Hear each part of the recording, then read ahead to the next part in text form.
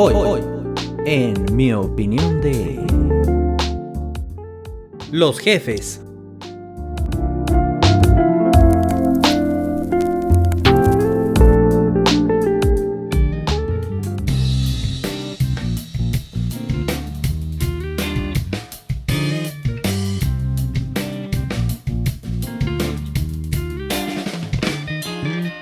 Jefe, la palabra que utilizamos para escribir a la persona que nos guía en el trabajo.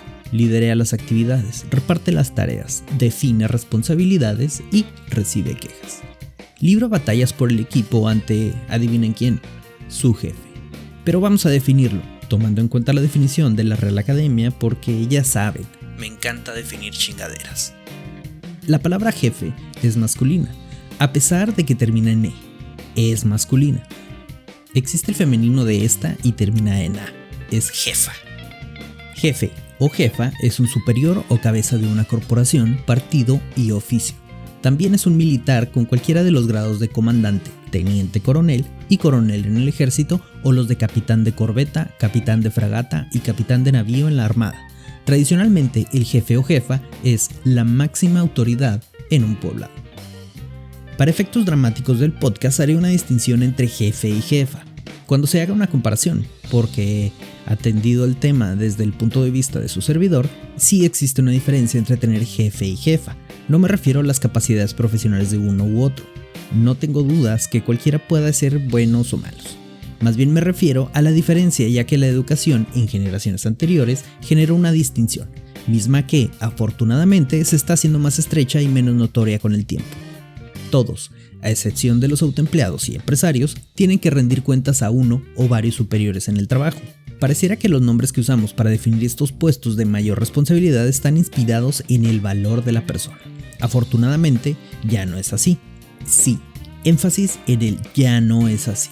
Vamos a crear una línea de ideas con lo que conocemos de historia. En los inicios de la humanidad, todos hacíamos todo. Cazábamos, construíamos nuestras herramientas y hacíamos uso de los recursos. Con el tiempo y gracias al cerebro humano nos dimos cuenta que algunos individuos desarrollaban algunas actividades mejor que otros. Algunos individuos fueron diestros en diversas actividades y el grupo o la masa humana les intercambió sus actividades que hacían mejor por las que hacían peor. Así surgieron los fabricantes. No todos los hombres cazaban. A algunos se les permitía estar en el campamento fabricando armas porque era bueno haciendo armas, pero no tan bueno cazando. A cambio de la fabricación de armas, él recibiría el producto de una actividad que él no hacía, la carne de la caza. Igual pasaba con fabricantes de ropa, curtidores de piel, la cocina, la medicina y todos los etcéteras que se les ocurra. Se cree que los primeros humanos a los que se les exentó de las actividades propias de un individuo fueron los que estaban cerca de los espíritus, los que explicaban fenómenos. Básicamente eran científicos muy primitivos o religiosos. No cazaban ni recolectaban, recibían su parte como todos los individuos que participaban y a cambio observaban, pensaban y transmitían el conocimiento de una manera entendible y sobre todo útil para los demás individuos. Hasta este punto se puede observar el parecido con el autoempleo. Por cierto, si tienes un negocio el cual no tiene empleados o tiene muy pocos, consume todo tu tiempo y comparte responsabilidades similares con tus empleados, déjame definirte como un autoempleado. No eres empresario. El empresario es otra cosa, pero ese es tema de otro episodio. Hasta aquí, tú decidías si te dedicabas a las actividades para las que eres bueno y diestro o realizabas las actividades comunes. No tienes jefe. Pudieras tener un cliente si es que el resultado de tu actividad es un producto. Si es un servicio, pudiera ser tu cliente un jefe temporal o algo así. Sin embargo, no es adecuado definirlo como jefe. El autoempleo tiene un límite productivo. Está limitado a la capacidad del emprendedor. Cuando el emprendedor tiene la capacidad de ofertar a todo su mercado, no existe problema alguno. Puede permanecer en equilibrio. Si no puede ofertar a todo su mercado, tiene dos opciones: trabajar a tope y cubrir lo que pueda o contratar a alguien. En ese momento se convertirá en un jefe o patrón. Por lo general, el mercado regula el crecimiento de las empresas, con la ley de la oferta y la demanda sumada a las buenas prácticas administrativas. La administración se ha desarrollado como una ciencia. Existen infinidad de manuales administrativos, manuales para negocios de servicios y de producción, manuales para la administración financiera, administración de tiempo, administración de espacios, administración de recurso humano, en fin y en general, administración de recursos. Dicen las malas lenguas que el tiempo es el recurso más preciado. Por eso, la empresa de manufactura mide en tiempo. Un día de trabajo son 8 horas o 16, pero son 2 turnos. Sin embargo, lo que permite tener disponibilidad de tiempo a una empresa es el recurso humano, el trabajador. Una persona puede trabajar 8 horas, al menos en México, con turno extendido hasta 12 horas por día. Una vez que el emprendedor tiene una empresa con un empleado, no hay gran problema. Ambos pueden trabajar a ritmo similar. Ambos pueden tener casi las mismas responsabilidades y actividades. Cuando el emprendimiento es más grande, se tienen que crear equipos. Esta misma creación de equipos genera actividades adicionales. Se requiere que alguien vigile a estos trabajadores, alguien que vigile los recursos materiales, económicos, de espacio, de transporte y demás. Y entre más gente exista, más actividades. Las empresas, al menos en la manufacturera, que es donde tengo experiencia, han creado organigramas jerárquicos y equipos multifuncionales paralelos. Se tiene un equipo de personal operativo, los que mueven las manos para que el producto se logre. Cada uno tiene una actividad bien definida, intercambiable y en un momento estricto. Dentro de ellos existe alguien que es el llamado jefe operativo o simplemente líder. Ese líder es la primera línea de comunicación con el siguiente nivel, que es más administrativo. Se encarga de actividades de vigilancia técnica. No hay mucho que decir de este jefe. Tiene que ser responsable, inteligente, paciente y sobre todo tener experiencia. Imaginen que existen grupos de 6 personas, 5 no líderes y un líder. Cuando existan 2 grupos serán 12 personas, 2 líderes, 5 operativos, 3 grupos, 18 personas, 3 líderes y 15 operativos, y así sucesivamente según lo requieran las actividades de fabricación. Luego de este siguiente jefe está el jefe de líderes. Comúnmente es un supervisor. Este se encarga de las actividades administrativas que pudieran requerir. Adivinen quién, sus jefes. Porque como dije antes, es una jerarquía y todos, acá sí, absolutamente todos, tienen jefe. Aquí es donde empieza lo divertido. Según la literatura profesional, o sea, los que saben del tema, existen muchos tipos de liderazgo.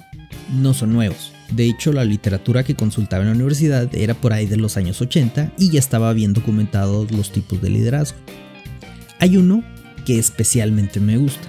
Es denominado laissez-faire, perdón por el francés, cuyo nombre proviene del mismo francés que no sé pronunciar y se interpreta como dejar hacer o dejar pasar. Consiste en confiar en que el personal tiene la capacidad para manejar las situaciones que se pudieran presentar. Existen múltiples beneficios en este tipo de liderazgo. Se crea un equipo de trabajo más solidario, se transmite el conocimiento más rápido, se crea visión del negocio de una manera más impactante y significativa, pero sobre todo, y si eres el jefe, no están a chingue y chingue y chingue en el teléfono o en juntas o en todos lados. Aunque para estar a chingue y chingue, tu jefe es quien seguramente lo hará, a menos que sea un liberal del liderazgo. Aún recuerdo cuando era empleado, aquellos tiempos me traen recuerdos. En esa época, donde tenía un jefe y a veces hasta 2, mi teléfono sonaba desde antes de las 7 de la mañana hasta después de las 4:30, que eran mis horas de entrada y de salida. Algunas veces fueron cosas importantes, como: la base de datos no responde, necesitamos ayuda con el sistema de alarma, no hay agua en la planta. Pero algunas otras daban risa, o en mi caso, coraje. Oye, se me olvidó decirte que algo te iba a decir, pero ya mejor mañana lo vemos. Su servidor, que sufre de ansiedad, se imaginaba en sueños cualquier clase de estupideces muy graves. Al día siguiente, cuando lo veíamos, era algo del tipo: quiero mover mi escritorio, ¿dónde se verá mejor? O: ¿debería dejar las persianas abiertas o cerrados? Pues como quieras, cabrón, si te gusta la luz del sol abierta, si no, ciérralas. Mi jefe no es la única persona que molestaba. Él tenía jefe. Y al parecer, el jefe de mi jefe tenía afición por molestar al personal, no a cargo de mi jefe, sino al personal a mi cargo. Imagínate esto. Inicia como chiste. Un mexicano y un chino están en una línea de producción. El chino no habla español, el mexicano no habla inglés, que es como se comunicaba el chino. están intentando decirse a señas que hay que cambiar un conector de un cable. El chino, como es el jefe, le dice que sí, que hay que cambiarlo, que confía en el técnico mexicano. El mexicano dice que, si lo cambia, que cree que el chino debería darle consejo porque son muy inteligentes, son chinos. Y así podrían estar discutiendo horas hasta que mi yo o mi jefe llegábamos de mediadores a decir sí, que cada quien haga lo que tiene que hacer. Cuando tuve gente a mi cargo, la mayoría fueron muy buenos. Incluso lo recomendaría personalmente para otros puestos más altos, incluso para el mismo puesto que yo pudiera tener.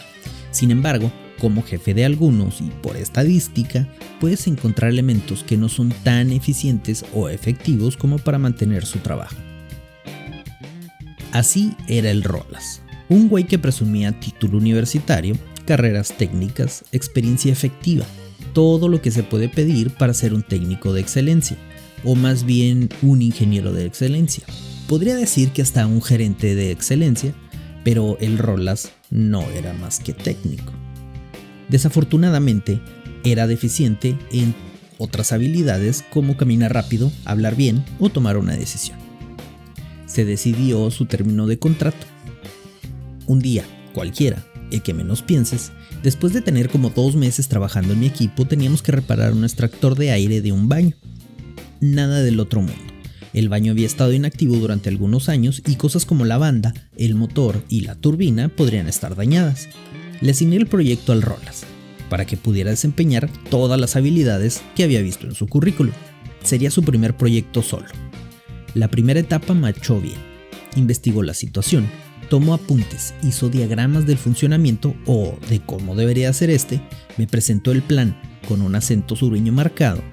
El terremoto empezó cuando pregunté por la lista de partes. Recuerdo que le dije: ¿ya tienes también la lista de partes? Vamos por lo más caro. ¿Qué tipo de motor necesitas? La pesadilla empezó para él. Pues con cualquiera que trabaje con 110 o con 220, no importa. Parecía lógico, teníamos los 2 voltajes en la planta. ¿De qué velocidad? ¿Cuántas revoluciones necesitas?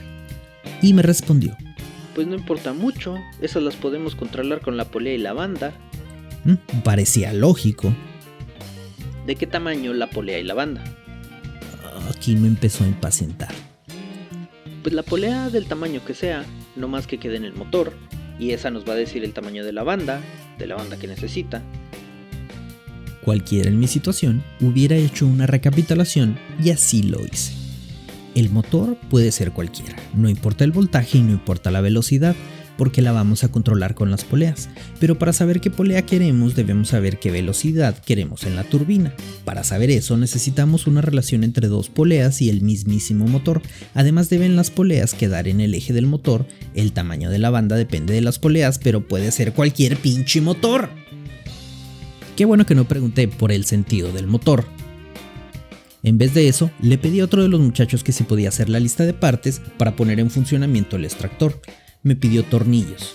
Sí, una bolsita de unos 25 pinches tornillos. 2 horas de trabajo después teníamos un extractor completamente funcional.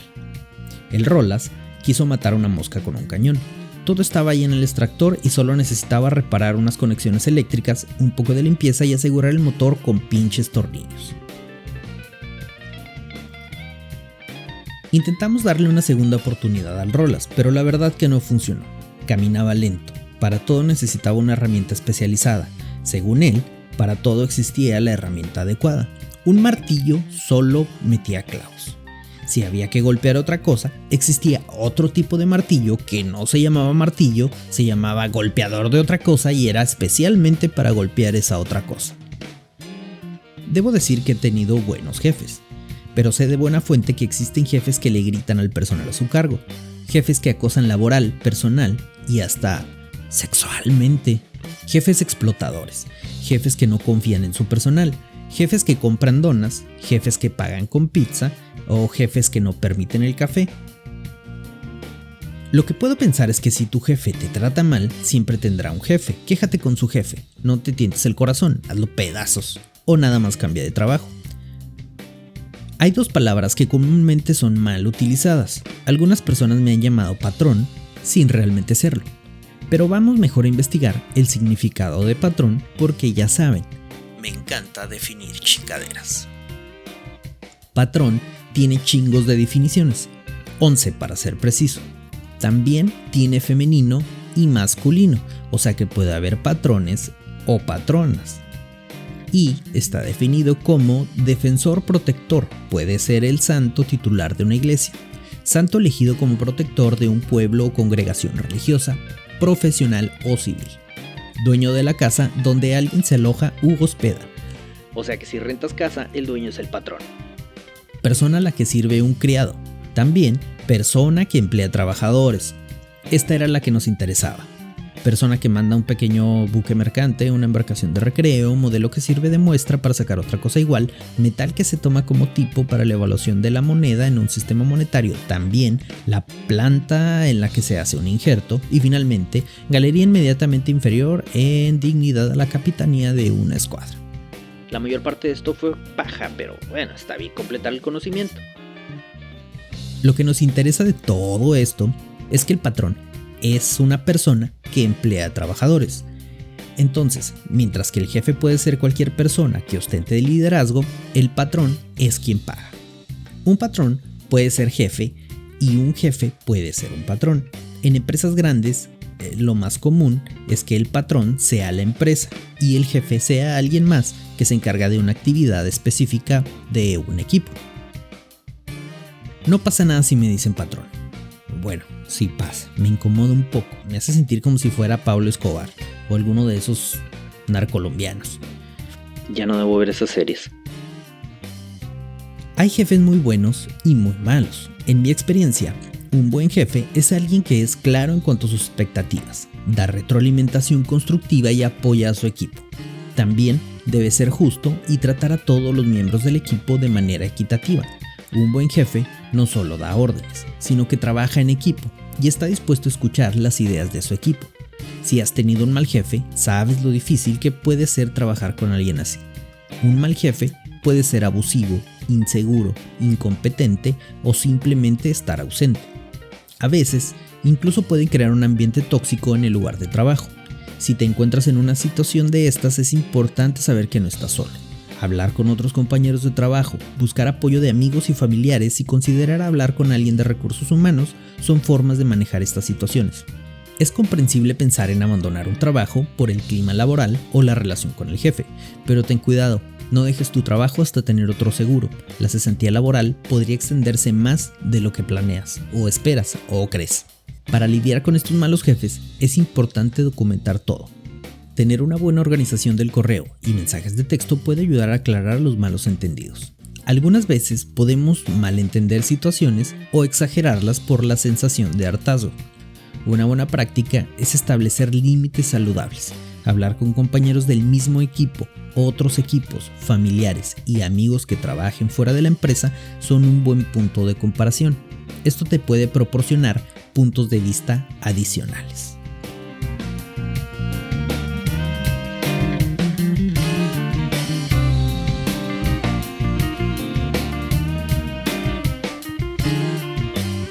Me metí a Reddit y busqué ¿qué es lo más vergonzoso que les ha pasado con sus jefes del trabajo? Y alguien comenta: entré a la oficina de mi jefe y sobre su escritorio había una prueba de embarazo. Yo hubiera hecho como que no la vi. Si estaba usada, qué pinche asco, pero si estaba nueva, bueno, todos tienen preocupaciones. No me pasó a mí individualmente, pero trabajaba en una consultoría de IT. Y uno de nuestros clientes era un banco extranjero muy grande.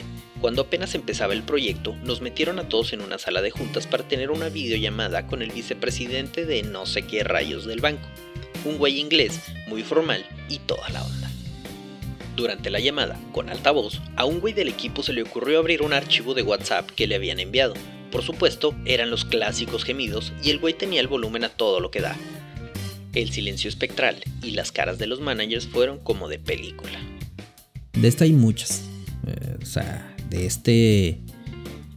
Recuerdo los videos de gemidos, andan por ahí, andan por todos lados. Pero una buena práctica es mantener en silencio el teléfono en el trabajo. Aunque bueno, ya todo el mundo conoce esos gemidos, o sea, no es como que vas a estar viendo ahí algo raro en el teléfono. También encontré otra pregunta que me causó un poquito de curiosidad.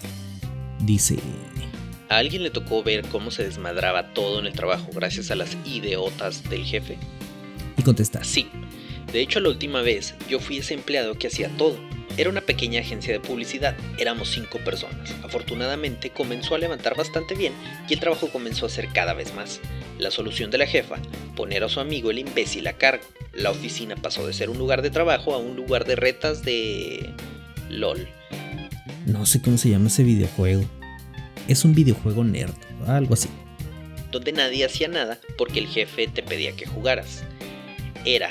Es un güey de casi 40 que vive con sus papás y acosa morritas de prepa o recién salidas de prepa. Solo quiere jugar y coleccionar Funkos. Total, que como pasamos de entregar en tiempo récord a no entregar nada, el negocio comenzó a caerse. Como ya había sido la encargada, los regaños se fueron directamente hacia mí. El amigo del alma de la jefa nunca se le llamó la atención, lo cual hizo que un día yo explotara y me agarrara a gritos con el adulto responsable frente a todos. Ese fue mi último día. La agencia desapareció unos 3 meses más tarde. Y claro, era de esperarse, porque cuando existe un jefe ausente, un líder ausente o irresponsable, pues el equipo se convierte en ausente o en irresponsable. Finalmente, y como siempre, gracias por escuchar, compartir, reaccionar y sobre todo, opinar.